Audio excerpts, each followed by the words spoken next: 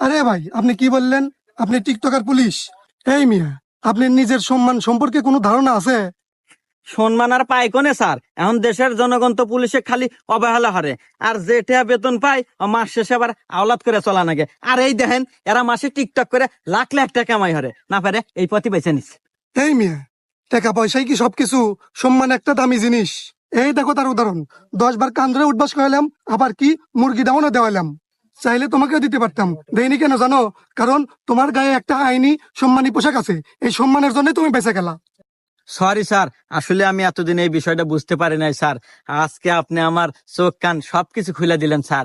আমি আজকে বুঝতে পারলাম যে সম্মানী ব্যক্তিদের সম্মানী ব্যক্তিরাই সম্মান দেয়। এবারের মতো আমাকে মাফ করে দেন স্যার।